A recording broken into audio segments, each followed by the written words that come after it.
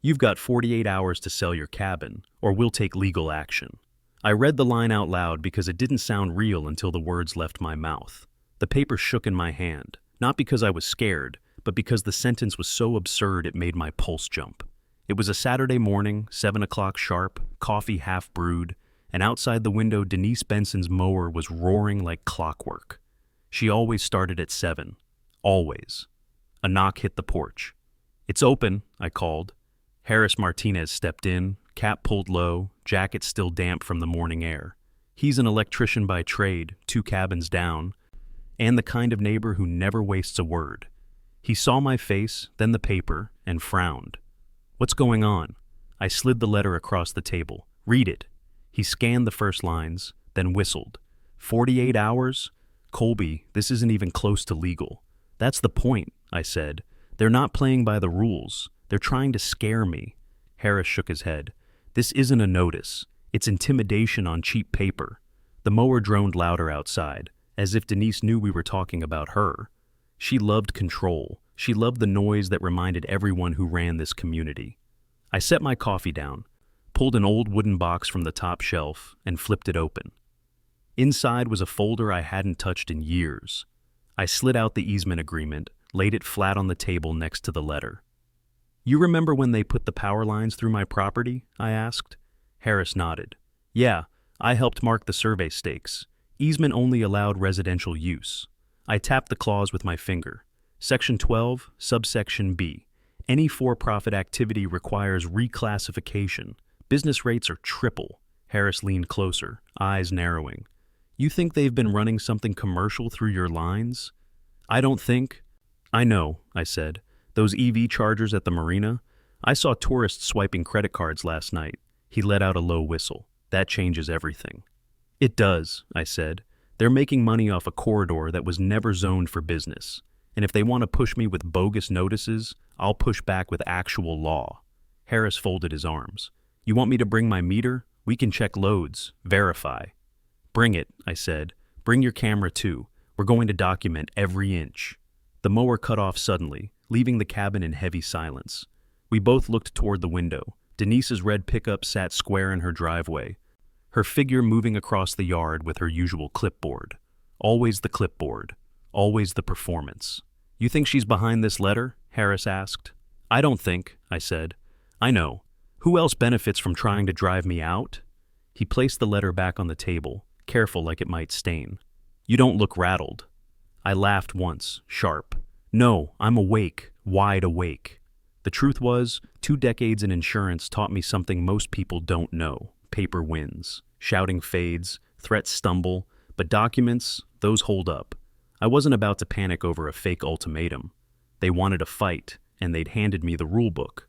I slid the easement back into the folder and snapped it shut. "Let's go take a walk," I said. "If those chargers are running off my lines, we're not just talking intimidation anymore. We're talking fraud." Harris adjusted his cap and grinned. "Well, if they're running a business, it's about to get very expensive." I opened the door, and the morning air hit us, cool and sharp off the lake. The path toward the marina stretched quiet under the pines. Harris tapped the pocket where he'd tucked the letter. "You sure you're ready for this?" he asked. I looked once more at the empty coffee cup, at the silent mower, and then at the absurd envelope that had started the day. "Ready?" I said. "No. But willing? Absolutely." And with that, we stepped off the porch together toward the truth waiting at the water's edge. By the time Harris and I reached the path, I knew I needed to step back and set the stage, because none of this would make sense without the people who lived here and the roles they liked to play. Our community looked quiet from the outside, cabins tucked along the lake, porches stacked with rocking chairs, wind chimes clinking in the breeze. To someone passing through, it felt like postcard living. But once you'd been here a while, you learned the truth. Peace was fragile, and control was currency. Denise Benson was the one who craved it most. She wasn't elected president of the HOA because people loved her. She won because people were tired. Tired of meetings, tired of arguments, tired of details. Denise loved details. She made lists, rules, addendums. She lived for the sound of her own authority. And if you crossed her, you'd find yourself on the wrong side of a fine, a citation, or, in my case, a fraudulent ultimatum. Then there was Trevor Holt, the treasurer, a decent man once, I think, but years of balancing budgets under Denise's thumb had drained him of backbone. Trevor was the kind of person who looked down when voices got loud, who signed checks without asking too many questions. Some called him complicit. I called him cornered. Margaret Patterson lived 3 cabins down from me. Widow, mid-70s, quiet as snowfall until pushed. She had oxygen tanks lined up like soldiers in her living room, and the soft hum of machines kept her steady. Denise never showed mercy for weakness, and that made Margaret a target. I didn't know it yet, but before long, she would be the one who made our neighbors finally stand together. And then there was Harris, steady, sharp-eyed Harris. He'd spent a career running wires through factories and houses, a man who understood current better than conversation. He wasn't flashy, but when Harris spoke, people listened, because Harris never said what he couldn't prove. In a community run by bluster and noise, that mattered. And me? My name's Colby Mercer. 20 years in insurance taught me that paper trails don't lie. I'd sat across from people who lost homes, families, sometimes more, all because they didn't read the fine print. I learned to read every line twice, maybe 3 times. That's why I kept that easement locked away all these years. Not because I thought I'd need it, but because life has a way of testing you when you least expect it. The HOA thought of me as stubborn, independent, hard to push around. They weren't wrong. I didn't buy this cabin to be told how many inches my fence could be, or how straight my lawn edges had to look. I bought it for mornings like this one. The lake still, the air sharp, the smell of pine resin cutting through the fog.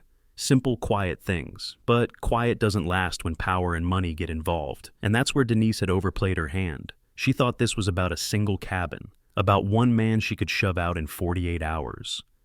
What she didn't realize, what she couldn't realize, was that her scheme with the chargers, her greed, her threats, they weren't just cracks in the system. They were dynamite stuffed in the foundation. Harris slowed on the trail, crunch of gravel under his boots. "You think anyone else got a letter?" he asked. "I don't know," I admitted, "but if Denise sent one to me, she's testing the water. If people stay quiet, she'll keep going. If they fight back, well, she doesn't expect that." He nodded slowly. "Then maybe it's time she learned." We walked in silence for a while, the lake glinting between the trees. I thought about the neighbors, about Trevor with his ledger, Margaret with her machines, Harris with his camera, and about Denise with her mower and her clipboard and her hunger to control everything she touched. The pieces were all there. They just hadn't collided yet. But they would, and when they did, there'd be no going back.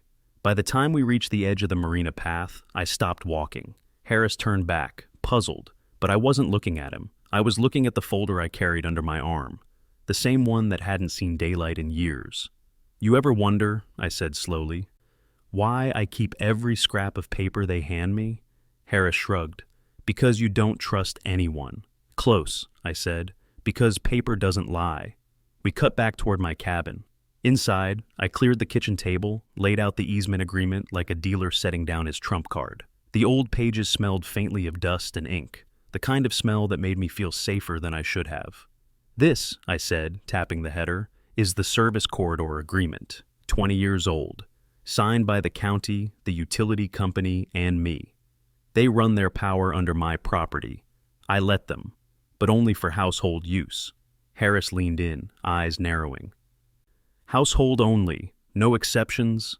I slid my finger down the page until it landed on the section I'd nearly memorized.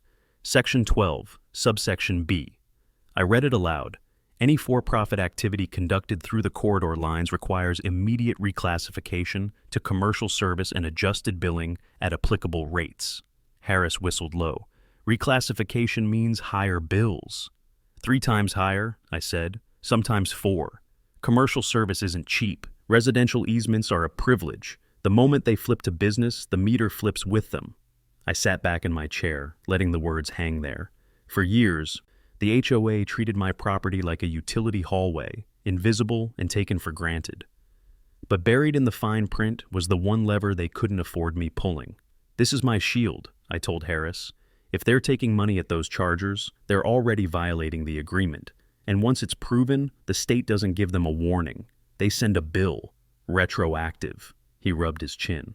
You're telling me if they've been running a public charging station through this corridor, the HOA gets stuck paying commercial rates?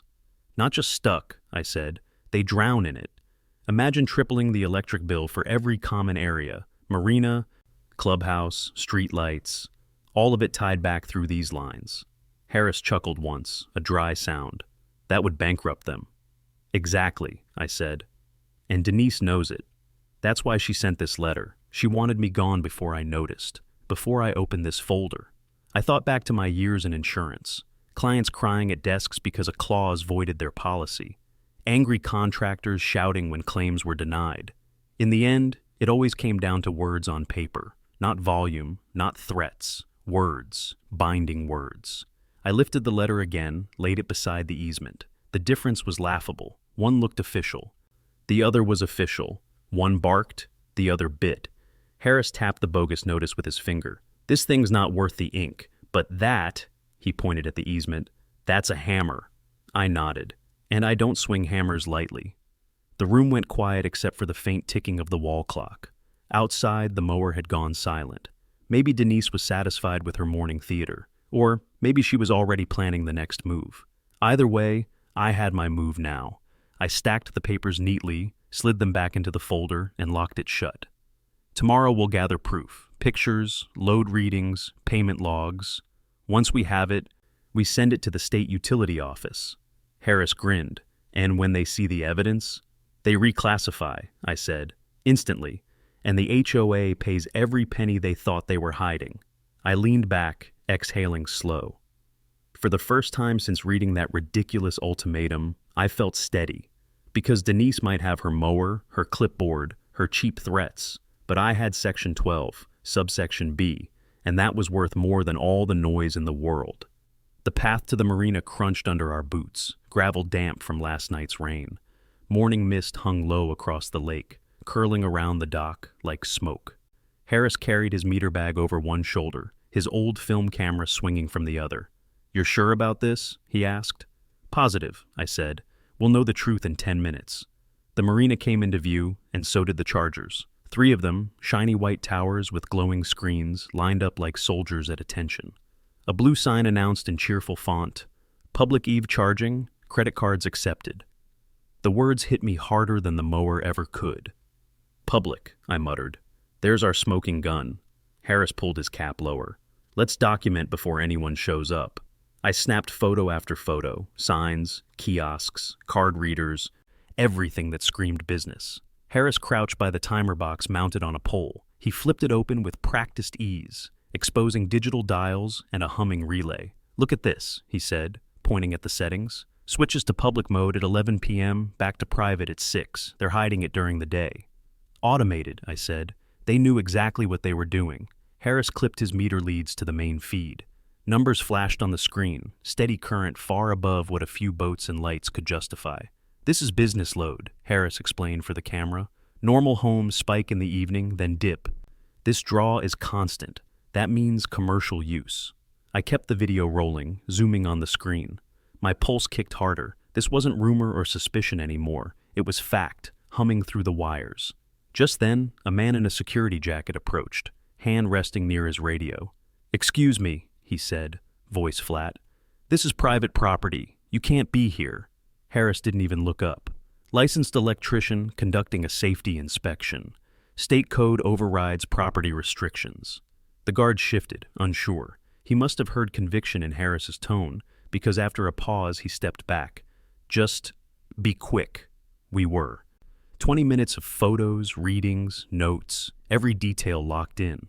Harris moved to the charging kiosks and tapped a hidden menu. The screen blinked, then revealed a list. "What's that?" I asked. "Transaction history." He scrolled, line after line of card numbers, timestamps, dollar amounts, 2 weeks of business staring us in the face. I pulled out my phone, recording each page. "How many transactions?" "Over 200, Harris said, disbelief in his voice. "All different cards, tourists, commuters, strangers. This isn't a perk for residents. It's a business, pure and simple." He connected his portable printer, the kind electricians carry for reports. The little machine hummed, spitting out pages that stacked like evidence in a courtroom.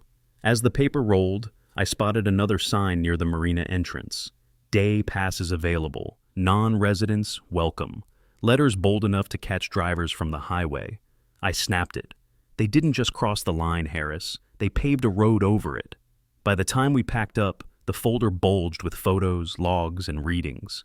The hum of the chargers behind us felt less like convenience and more like a cash register ringing on stolen power. Walking back, Harris broke the silence. Denise is going to fight this. Of course she will, I said, but it doesn't matter. The moment the state sees this, it's out of her hands. He glanced at me. And if the board rallies behind her? I thought about Trevor with his ledger, about Margaret with her machines, about the others who whispered complaints but never stood tall. Then we show them the cost, I said. Paper doesn't argue, bills don't negotiate. Once those charges hit, even Denise can't shout them away. The sun broke through the mist as we reached my cabin, light striking the folder under my arm. Inside, it wasn't just evidence, it was leverage. And leverage, in the right hands, changes everything. Back at the cabin, the folder sat heavy on my kitchen table, papers spread like cards in a poker hand. Evidence, proof, leverage. I barely had time to pour a fresh cup of coffee before the phone rang. Colby, the voice said, low and hesitant. It was Trevor Holt, the HOA treasurer. I heard you got some kind of notice this morning. I let the silence stretch a beat. You mean the illegal one that says I have to sell my cabin in 48 hours? Trevor cleared his throat. Denise handles enforcement. I just manage the books. Enforcement. The word scraped like gravel. So, intimidation is enforcement now? I wouldn't put it that way, Trevor said carefully. Sometimes we have to make strong moves to keep order. Order? I almost laughed. Trevor, tell me, did you know about the EV chargers running at the marina? Another pause. I could almost hear him sweating through the line. Look, I don't really get into operations. That's facilities. Facilities? I snapped. I was just there. Tourists are swiping credit cards at your so-called amenities. That's not facilities. That's commerce. And commerce requires reclassification, which means tripled rates. Which means every penny of your budget just went up in smoke. His voice wavered. Colby, I don't know what you're talking about. But he did. I could feel it. 20 years in insurance trains you to hear truth hiding behind denial. His tone wasn't confusion, it was fear. Listen, Trevor, I said, lowering my voice. I've got load readings, transaction logs, time-stamped photos. Do you realize what happens when the utility company sees those? Reclassification isn't optional, and you, personally, signed off on the budget that hit it. Trevor exhaled hard, almost a groan. I just handle the books. Denise said it was fine. She said it wasn't a big deal. Not a big deal? I leaned forward, gripping the receiver tighter. Insurance calls it misrepresentation. Utility calls it fraud. Courts call it liability. And guess who gets named when coverage is void? No answer. Just breath on the line, ragged, guilty. Trevor, I pressed, you're treasurer. You know where the money goes. You know what those transactions mean. Don't pretend ignorance now. Finally, he spoke, his voice small. What do you want me to do? I want you to admit the truth, I said, that Denise is running this place like her private kingdom, that those letters are harassment, and that you've known the whole time. He hesitated. Too long. I can't. Not yet, he whispered. You don't understand how much pressure she puts on us. I closed my eyes, anger tight in my chest. Trevor, pressure doesn't excuse fraud. When the inspectors come, you can either be the treasurer who covered it up or the one who came clean. That choice is yours. The silence stretched, then a click. He hung up. I set the phone down slowly, staring at the folder. Denise had her mower, her clipboard, her false authority. Trevor had his ledger and his fear, but neither could stand against what I held in black and white. Paper doesn't panic. Paper doesn't lie. I leaned back in my chair, sipping coffee gone cold. They thought they could bluff me out with threats. They thought they could scare the neighbors into silence. But they'd forgotten one thing. Threats are noise. Documentation is power. And I had plenty of it. That night, I couldn't sleep. The bogus sale notice sat on my desk like a dare, and Trevor's shaky voice still rang in my ears. Pressure, he'd said. Pressure from Denise, Pressure from what? The answer came the next morning, tucked inside an envelope Harris slid across my table. "Found this in the trash by the clubhouse," he said. His face was grim. "Thought you might want to look." I pulled out a handful of papers, stapled but stained with coffee. They weren't HOA minutes. They weren't budget notes. These were glossy presentation slides, the kind a developer shows investors. The first page froze me. Maple Ridge Lakeside Redevelopment, Phase 1. I skimmed the bullet points, each one louder than the mower ever was. Acquire distressed cabins within 12 months. Consolidate parcels for marina expansion. Convert clubhouse into private resort amenities. Partnership with Lakeshore Development Group. At the bottom, in neat bold print, projected profit margin, 240%. I looked up at Harris. "They're trying to force people out," he nodded. "Notice the timeline, 12 months. That's why the 48-hour letters. They need quick sales to stay on schedule." I flipped through the pages, my hands trembling. One slide showed our shoreline dotted with red X's, cabins marked target properties. My stomach dropped it when I saw mine, and Margaret's, and Jim's, the retired teacher 2 doors down. "These aren't violations," I whispered. "They're eviction strategies." Harris tapped a line at the bottom of the last page. "HOA leadership to facilitate compliance through enforcement measures." "Enforcement," I muttered. "That's their word for harassment." It all clicked then. The bogus notices, the threats, even the EV chargers. The chargers weren't just revenue, they were leverage, cash flow to fund the takeover. Denise wasn't running a neighborhood. She was running a scheme. "Colby," Harris said quietly, "this isn't just about money anymore. It's about control. She wants to turn neighbors into obstacles, and obstacles get pushed out." I shoved the papers back into the envelope. My chest burned, not with fear, but with something sharper. She picked the wrong obstacle. By noon, I had copies of the documents spread across my table, lined up next to the easement agreement, the charger logs, the fake notice. The picture was clear. Denise's HOA wasn't protecting property values. It was dismantling them. That's when my phone buzzed with a new text, a number I didn't recognize. "Mr. Mercer, you don't understand the position you're in. Accept the notice, take the payout, and walk away." Fighting only makes it worse. No signature, no name, but I didn't need one. The words dripped with Denise's brand of arrogance. I read it twice, then handed the phone to Harris. He shook his head slowly. "She's desperate, and desperate people make mistakes." "She already has," I said. "She left a trail, and I intend to follow it." That evening, I walked to the shoreline with my folder under my arm. Lights glowed in neighbors' cabins, families laughing over dinner, dogs barking at squirrels in the yard. All ordinary, all fragile, all marked with red X's in Denise's plan. It wasn't just my fight anymore. It never had been. When I reached Margaret's porch, she was sitting in her rocking chair, blanket around her shoulders, oxygen machine humming quietly beside her. She smiled when she saw me, then frowned at the envelope in my hand. "Bad news?" she asked. I sat on the step. "Worse than bad. They're not fixing violations. They're clearing space for developers." Her face went pale, then hard. "Over my dead body." I nodded. "That's exactly what I'm afraid of." The machine hissed softly between us, steady and fragile, like the breath of the whole neighborhood. Denise thought she was building a resort, but what she'd built instead was a battlefield. The morning after I found those developer papers, my porch filled with footsteps. First Harris, then Jim, the retired teacher, then a pair of younger couples from farther down the road, and finally Margaret, walking slow with her oxygen machine humming beside her, a neighbor steadying her arm. They didn't wait for me to ask why they'd come. Margaret held up a crumpled envelope, shaking in her hand. "Colby," she said, voice thin but steady, "I got one too. 48 hours to sell, because my fence is 6 inches too high." The paper trembled in her grip, not from weakness, but anger. My chest tightened. "She threatened you?"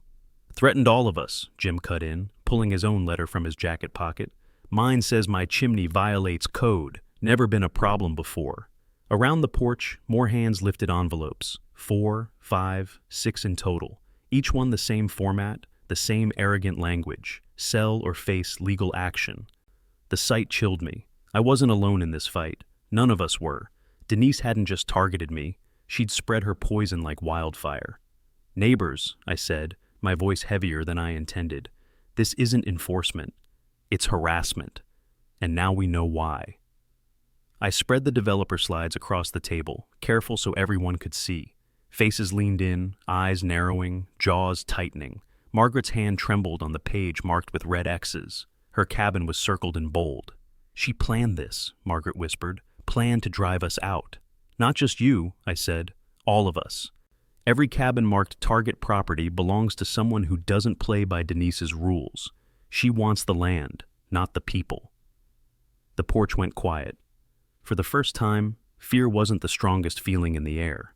It was anger, shared, steady anger. Jim adjusted his glasses, voice sharp. "Colby, I looked up Michigan code last night. Service changes require 30 days notice. These 48-hour ultimatums, illegal on their face." Harris nodded. "And I've got transaction logs proving the Marina Chargers are running as a business. Combined with the easement clause, that's a financial bomb under the HOA's feet." One of the younger men spoke up, his fist clenched. "So, what do we do? Just wait until Denise bleeds us dry?" "No," I said firmly. "We document every threat, every false claim, every letter like these." Harris lifted his old film camera, the strap frayed from years of use. "We'll take pictures, each of you, holding your letters. Nobody can say you imagined it." Margaret straightened in her chair. "And I'll speak to the neighbors who are still afraid. Nobody should suffer alone." The air shifted. Fear gave way to resolve. One by one, residents lifted their envelopes as Harris snapped photo after photo, the honest click of film freezing each face, each paper, each defiant stance. When it was Margaret's turn, she held her letter high despite her trembling hands. The camera flashed, and for a moment her eyes burned brighter than the morning sun. "They threatened my electricity," she said after the picture, voice breaking. "Told me if I didn't sell, they'd cut my power. I need this machine to breathe." A murmur rippled through the group, shock, then outrage. Jim nearly dropped his glasses. "That's not just harassment, that's criminal endangerment. Cutting medical power is against every law we have." I placed a hand on Margaret's shoulder. "And we'll make sure every authority hears about it." Harris flipped through the photos, nodding. "This is the record, proof no lawyer can dismiss." The porch filled with voices, plans, promises, determination. Neighbors who had once kept their heads down now leaned forward, their words carrying the weight of people who had finally had enough. As the meeting broke, each walked away taller than when they'd arrived. Margaret lingered, her oxygen hiss steady, her hand squeezing mine. "Thank you, Colby," she whispered. "Not just for me, for all of us." I watched her shuffle down the path, neighbors flanking her like guards. For the first time since this nightmare began, I didn't feel alone. Denise wanted fear. What she'd created was unity, and unity was far stronger than her mower, her clipboard, or her threats. It was just past 2 a.m. when my phone buzzed on the nightstand. Motion detected, utility corridor. I rubbed my eyes, heart already pounding. The security camera feed lit up the screen, grainy but clear enough. A figure crouched at the junction box behind my property. At first, I thought utility worker, but no crew comes without notice. No crew shows up in the dead of night. Then she stood. Even in the dim glow of a flashlight, I recognized the short, sharp silhouette, the posture, the clipped movements. Denise Benson. Dark clothes, wire cutters in her hand. My stomach dropped. She wasn't here to inspect. She was here to sabotage. I called Harris immediately. "Harris, get over here. Bring your camera. Denise is at the corridor, cutting into the lines." He was wide awake instantly. "You're serious?" "Dead serious. She's out there right now." I threw on my jacket and crept to the back window. Denise knelt again, tugging at wires, prying at metal with unsteady hands. Sparks flickered, sharp and dangerous in the night. I knew enough about electricity to understand. One wrong cut could mean fire, blackout, or worse. Harris arrived within minutes, camera bag slung over his shoulder. He ducked low beside me. "Where?" "There," I whispered, pointing through the trees. "She's been at it 10 minutes.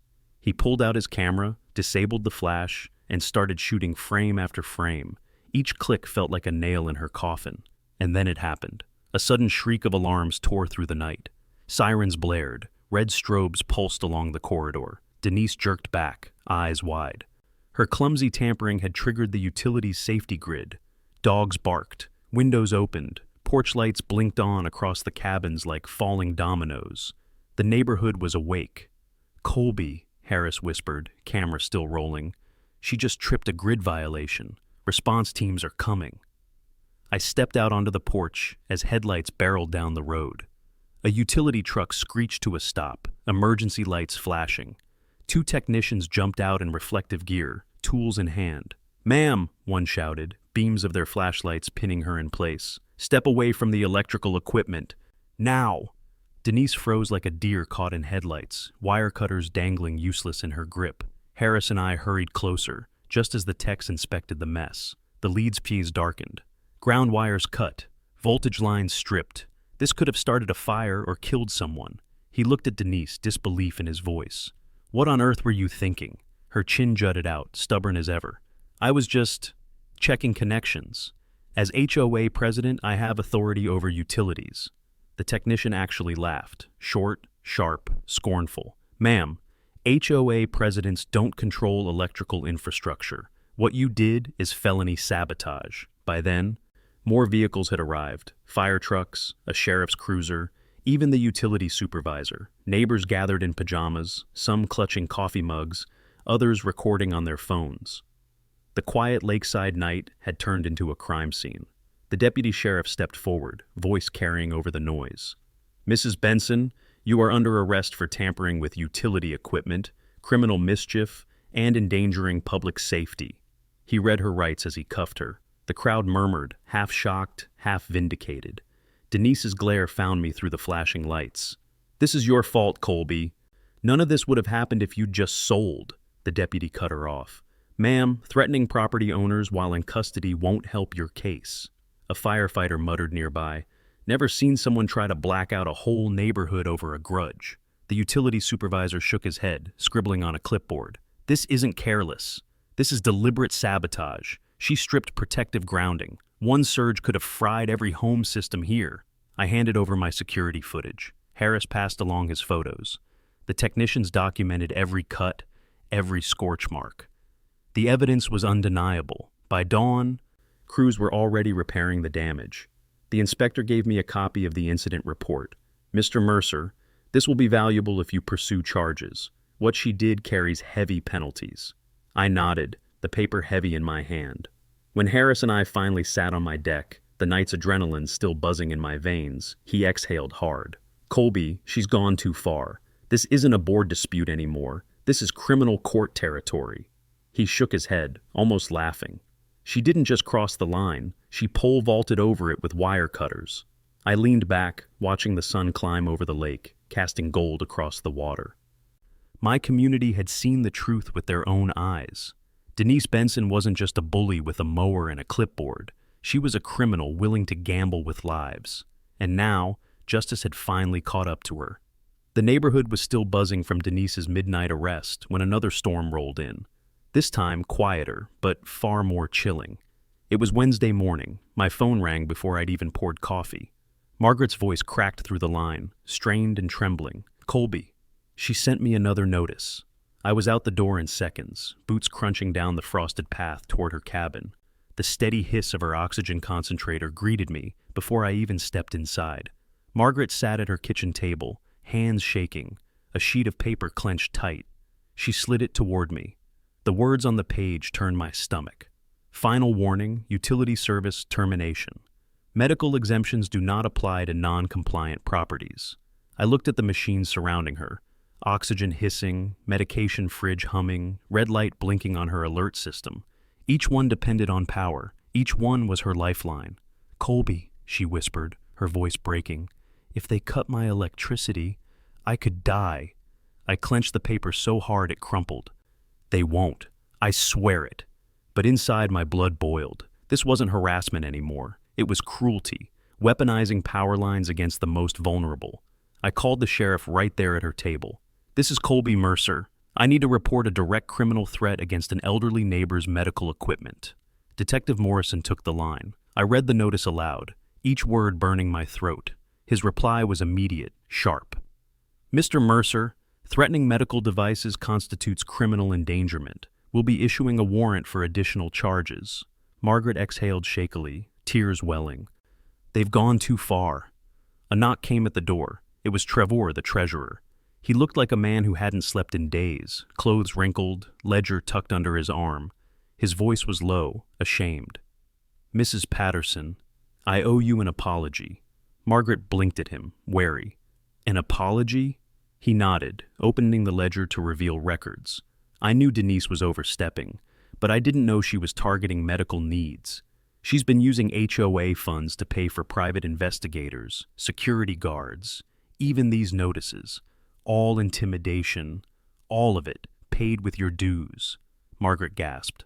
"So, we've been funding our own harassment?" His eyes dropped. "Yes, and I signed the checks, thinking it was legal defense. I was wrong." I leaned forward. "Why admit it now?" He gestured toward Margaret's oxygen machine, his voice breaking. "Because threatening someone's lifeline isn't management. It's attempted murder. I won't cover for her anymore." Before we could respond, Harris burst in, camera bag slung over his shoulder. "Colby, Denise posted bail. She's back at the marina, trying to dismantle the chargers with contractors." I swore under my breath. Trevor straightened, a spark of resolve replacing his shame. "I'll stay here with Margaret. No one touches her power." For the first time, his voice carried conviction. Harris and I raced toward the marina. Denise was there, barking orders at 3 contractors. "Cut the lines! Remove the units! I'll pay triple if you finish today." The men hesitated, tools in hand, eyes flicking to the evidence tags still on the machines. One finally spoke. "Ma'am, if this equipment's part of a case, we're not touching it. No paycheck's worth prison." They packed up, shaking their heads. Denise shouted after them, desperation bleeding through her voice. But it was too late. My phone buzzed. A text from Detective Morrison. "Additional charges filed, criminal endangerment, witness intimidation, evidence tampering, warrant issued." Back at Margaret's, we found her calmer, neighbors filtering in with casseroles and reassurances. Trevor sat beside her, flipping his ledger shut with finality. "She went after widows, the elderly. Anyone vulnerable," he said grimly. "I'm resigning, and I'll hand everything over to authorities." Margaret squeezed his hand weakly. For the first time, I saw gratitude in her tired eyes. That evening, the cabin felt alive with quiet solidarity. Jim researched statutes at the table. Harris installed cameras by the porch. Younger neighbors stacked wood and checked on generators. Even children tiptoed in with blankets and board games, their laughter breaking the tension like sunlight through clouds. As we sat together, Margaret whispered, voice steadier now, "Maybe we'll finally be safe." I nodded, knowing this fight had shifted. Because threatening someone's home was one thing, but threatening their very breath, that was a federal crime. And Denise had just crossed a line no one could ever walk back from. Friday morning broke with a low fog rolling off the lake, pale and quiet. For a moment, it almost felt like peace had returned. Then I heard it, the rumble of engines, not one, but many. Headlights pierced the mist. A line of official vehicles crawled down our narrow road, tires crunching gravel in unison. One after another, they stopped in front of the clubhouse and the marina. Curtains twitched in cabins all around. Neighbors whispered at windows like children watching a parade. Except this wasn't floats and candy. It was justice arriving. Out stepped a wave of uniforms and suits. State utility inspectors in hard hats, insurance investigators with briefcases, federal disability rights officials in dark coats, and local law enforcement flanking them all. Leading the charge was Allison Brooks from State Utility Compliance. She carried a thick folder under one arm, a roll of yellow sticky notes in the other. She looked at me, then at the crowd of neighbors forming. "Mr. Mercer," she said, voice steady but tinged with disbelief, "thank you for your reports. We rarely see this level of systematic abuse in one community." Behind her, Harris adjusted his union cap, already unloading his files. Jim clutched a binder full of statutes. Margaret sat on her porch wrapped in a quilt, oxygen machine humming, neighbors standing guard like sentries. The inspectors wasted no time. For 3 relentless hours, they dismantled Denise's empire of lies piece by piece. At the marina, every charging station was opened, wires traced, meters tested, payment logs downloaded. "Commercial usage," one inspector muttered, scribbling furiously. "Retroactive to installation date." At the clubhouse, insurance investigators spread Trevor's ledger across a table. Sarah from Midwest Insurance flipped through pages with surgical precision. Operating under residential coverage while running commerce constitutes deliberate misrepresentation, she said flatly. That voids policy retroactively. Trevor sat beside her, pale but resolute, pointing out checks Denise had forced him to sign. Private investigators, security guards, intimidation campaigns, all paid from HOA funds. Sarah's pen paused. That's not management, that's fraud. Meanwhile, federal officials interviewed Margaret in her cabin. They examined the threat letter against her medical equipment, their expressions grim. One turned to me afterward, jaw tight. Threatening a resident's life-sustaining devices is not only state crime, it qualifies as a federal disability rights violation. I nodded, though my chest felt heavy. Denise thought she was clever, but she'd opened a door she could never close. By noon, the evidence was stacked high. Photographs, transaction logs, inspection reports, insurance statements, witness testimonies, a wall of proof so tall no lawyer could climb it. Detective Morrison arrived last, warrant in hand. His eyes met mine, and I saw the weight of the moment in them. "Colby, we're ready." Inside the clubhouse, Denise sat hunched at the table, a lawyer whispering in her ear. She looked smaller than I'd ever seen her, but the defiance still flickered in her eyes. Morrison read the charges, voice steady and loud enough for every neighbor gathered outside to hear. "Denise Benson, you are under arrest for criminal harassment, insurance fraud, elder endangerment, evidence tampering, and utility sabotage." The federal officials stepped in as she was cuffed, their tone sharper still. "Additionally, you will face federal charges for threatening medical equipment in violation of disability protection statutes."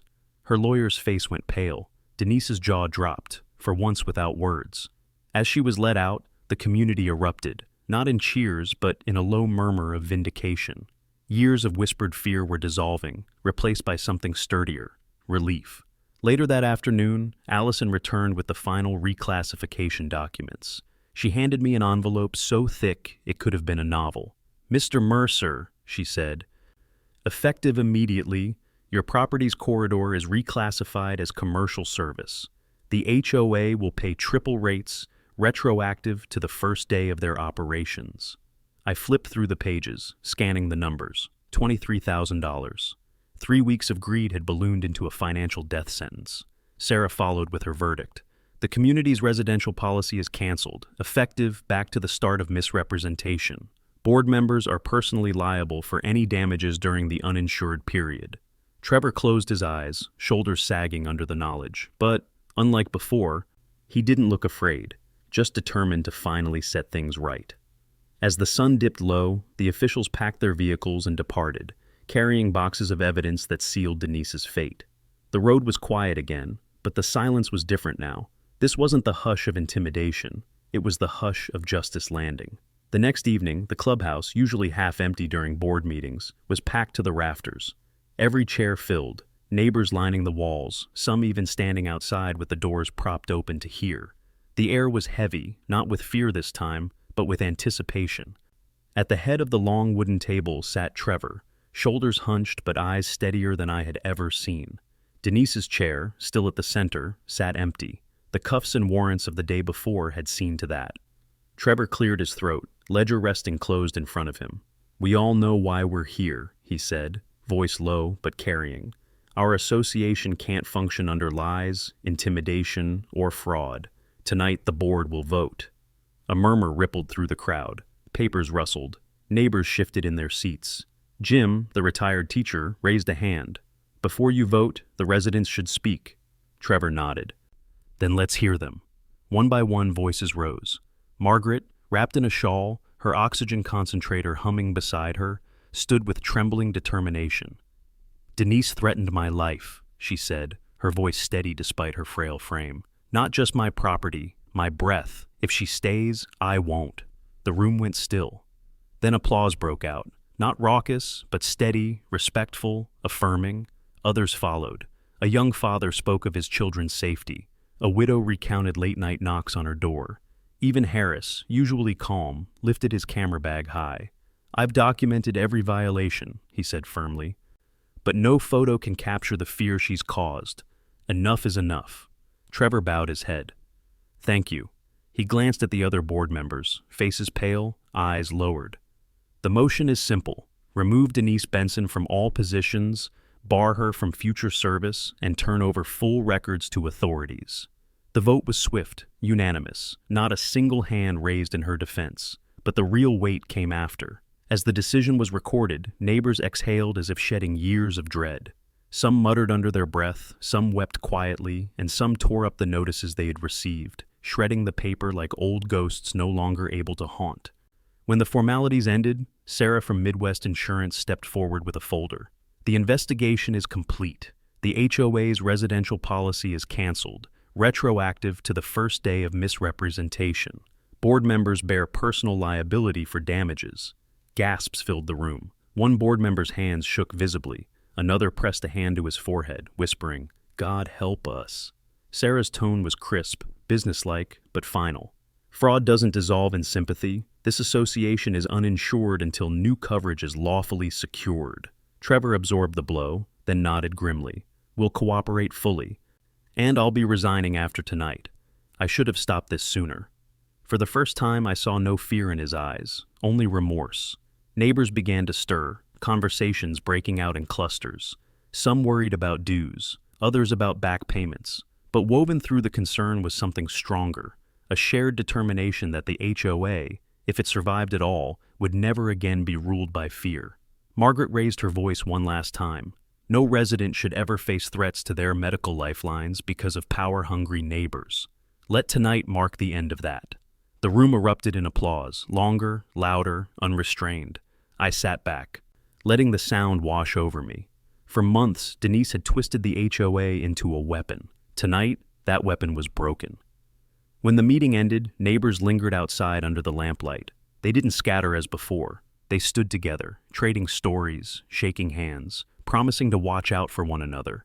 The fear that had once hung over every porch now lifted, replaced by something that felt almost unfamiliar: community. As I walked home, Harris clapped me on the shoulder. "Colby," he said with a half smile, "I think we just buried the old HOA." I glanced back at the clubhouse, lights glowing through the fog. "No," I said. "We didn't bury it. We reclaimed it." The morning after the vote, the air felt different, cleaner, lighter. For the first time in weeks, I woke without dread pressing down on my chest. I stepped outside with my coffee, the lake reflecting gold in the early light. Neighbors were already stirring, some waving, some calling greetings across the water. The silence that followed wasn't the silence of fear anymore. It was the peace of knowing the bully's grip had been broken. Then came the final piece of the puzzle. A courier truck pulled up to my cabin just before noon. The driver handed me a thick envelope stamped with the seal of the utility company. My hands tightened around it. I already knew what it was. Inside, pages upon pages of calculations, official stamps, and one final notice. Effective immediately, the utility corridor beneath your property is reclassified as commercial service. All community facilities connected to this line will be billed at commercial rates, retroactive to the date operations began. I flipped to the summary sheet. The number at the bottom made me laugh out loud. 23,000. 3 weeks of greed had exploded into a debt large enough to sink the entire association. And the best part? My own cabin remained on residential rates. The board's arrogance had tripled their costs, not mine. I tucked the reclassification notice into a folder and walked down to the community bulletin board by the marina. There, still pinned in the corner, was the first paper Denise had slid under my door. Notice: 48 hours to sell your cabin or face legal action. I pulled it free, smoothed the wrinkles, and pinned the new utility order right beside it. 2 papers, one a bluff, a threat, a piece of paper meant to break me. The other, a hammer of law, a reminder that truth and documentation outweigh fear every time. Neighbors gathered, reading both. Whispers rose, then chuckles, then full-bodied laughter. "She tried to sell you out," one man said, "and now she sold herself out instead." Margaret, leaning on her walker, stared at the papers with tears in her eyes. "We were supposed to lose everything," she said softly, "but instead, justice turned it all around." I nodded. Denise gave me 48 hours.